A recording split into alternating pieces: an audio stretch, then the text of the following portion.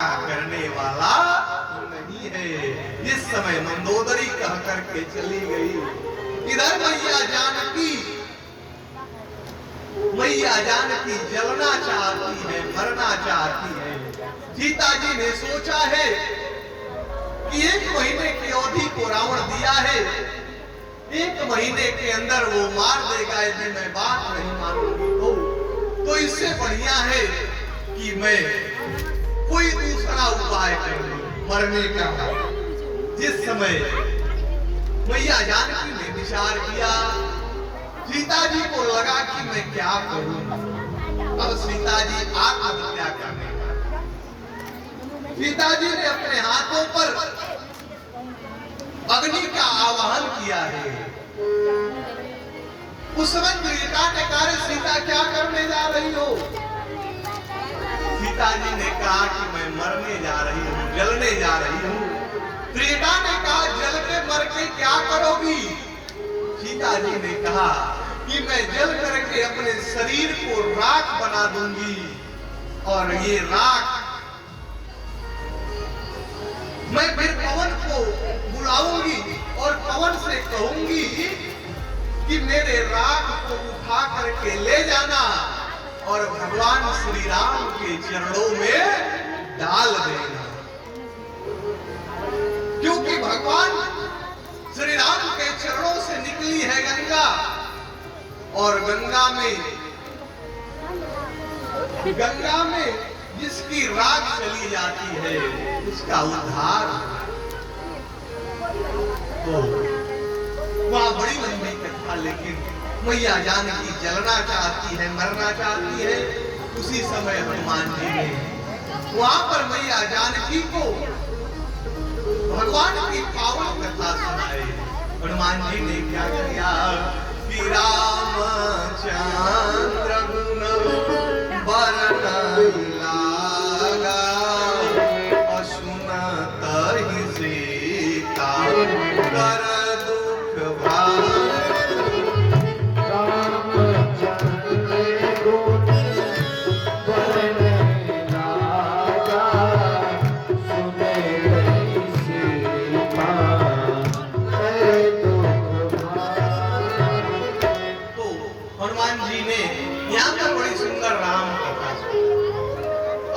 जो मरने जा रही थी ना, जो दुख में थी, ये कथा सुनकर के सीता का दुख भाग गया नहीं, भाग गया।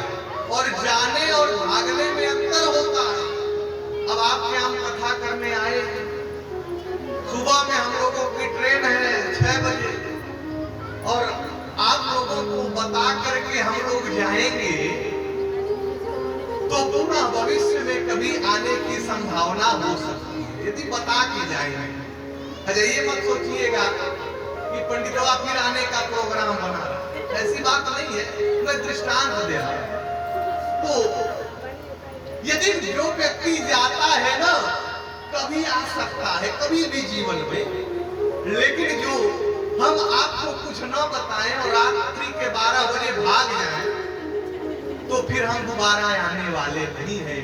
क्योंकि व्यक्ति विषम परिस्थिति में ही भागता है। सीता का दुख गया नहीं, बल्कि रामचंद्र गुण बरन लागा तो सुनता ही सीता कर दुख भागा। सीता का दुख भाग गया और जो एक बार भाग जाता है वो दोबारा आने वाला नहीं है। तो विचार करिए। इधर द्रौपदी ने कहा कि भैया यदि आवश्यकता पड़ेगी तो ये आपकी बहन अपने शरीर के एक नस को निकाल करके आपकी अंगुली में लपेट देगी। उस समय भगवान श्री कृष्ण ने कहा कि बहन, तूने एक वित्ता वस्त्र का दान किया है, मैं वचन दे रहा हूं कि जब आवश्यकता पड़ेगी ना तो मैं वस्त्रों का ढेर लगा दूंगा, वस्त्रों का ढेर लगा। विचार करिए, यदि हम और आप यदि भगवान की कथा में, भगवान के यज्ञ में, किसी महात्मा के कुटिया में यदि हम 5 रुपया भी दान करते हैं। अच्छा विचार करिए कि जैसे यहाँ आपके बगल में आंवला है, आप 10 लाख रुपया लगा करके आंवला में 1 बीघा जमीन खरीद लो, तो आपके मर जाने के बाद आपका लड़का आपके नाम को कटवाएगा कि नहीं? लोग ये कहते हैं कि हमारा लड़का, एक महाराज जी आशीर्वाद दीजिए, हमारा लड़का हमारे नाम को रोशन करे, और वही न रहने के बाद वही लड़का अपने बाप के नाम को कटवा देता है। इनका नाम काटो, हमारा चढ़ाओ। यानी आपने अपने जीवन में खूब परिश्रम किया, 10 लाख रुपए में आपने 1 बीघा जमीन खरीदा, और आपके न रहने के बाद आपका लड़का ही आपके नाम को कटवा देता है। लेकिन यदि आपने किसी महात्मा के यज्ञ में,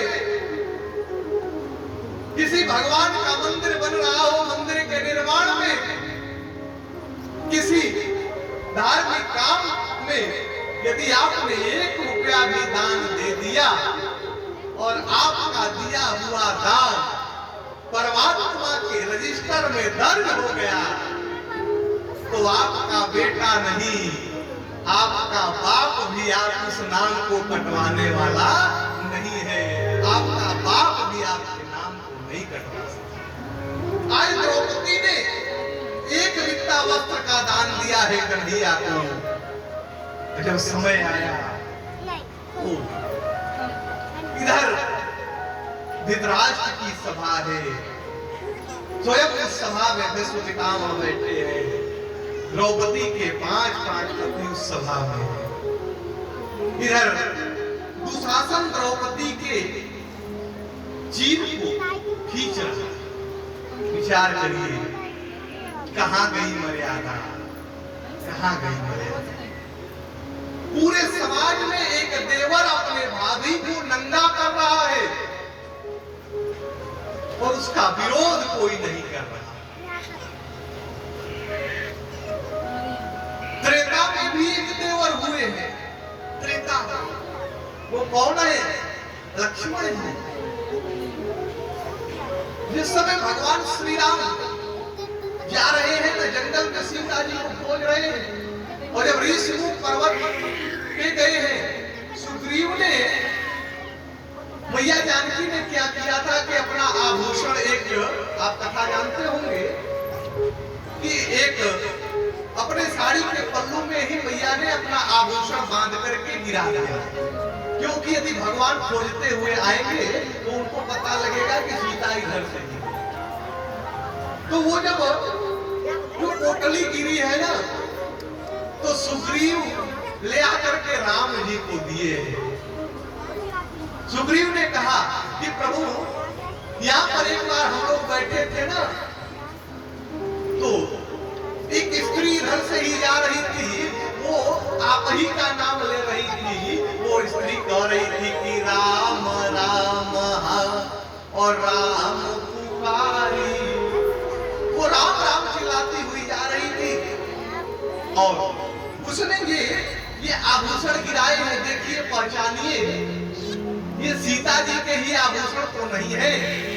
राम जी ने जब उसको लिया है, राम जी तो पहचान गए हैं, लेकिन राम जी ने, सीता जी का कुंडल है, कुंडल उसमें गिरा, और सीता जी के कुंडल को राम जी ने लक्ष्मण जी को दिखाया है। लक्ष्मण, ये देखो, ये कुंडल तुम्हारे भाभी के हैं क्या? लक्ष्मण के नेत्रों से अश्रु की धारा पूरित होने लगी। लक्ष्मण ने कहा, भैया, यदि आप भाभी के पांव का पायल दिखाए होते तो यह लक्ष्मण पहचान जाता, लेकिन मैंने कभी भाभी के मुखमंडल को नहीं देखा, तो मैं कुंडल कैसे पहचानूं? मैंने कभी मुखमंडल को नहीं देखा। त्रेता का देवर अपने भाभी के कुंडल को नहीं पहचाना, और द्वापर का देवर अपने भाभी को समाज में नंगा कर रहा है। विचार करिए, यही युग परिवर्तन है। और इस कलयुग का देवर, कलयुग का देवर गीत गाता है, अगने में आई बहार। विचार करिए, जो आपकी भाभी है ना, वो भी आपकी मां के समान। इसलिए कभी भी आप अनावश्यक शब्दों का प्रयोग न करें। आज दुशासन जब चीर को खींच रहा है, द्रौपदी को यह विश्वास है कि हमारे 5 पति हैं, इसमें से कोई तो विरोध करेगा। कोई विरोध नहीं कर रहा, क्योंकि लोग जुए में हार गए। क्या पत्नी जुए में लगाने वाली वस्तु है क्या? लेकिन इन लोगों ने उन्हें भी दांव पे लगा दिया है। आज दुर्योधन ने दुशासन से कहा है, और दुशासन खींच करके ले आया है, समाज में निंदा कर रहा है, कोई विरोध करने वाला नहीं है।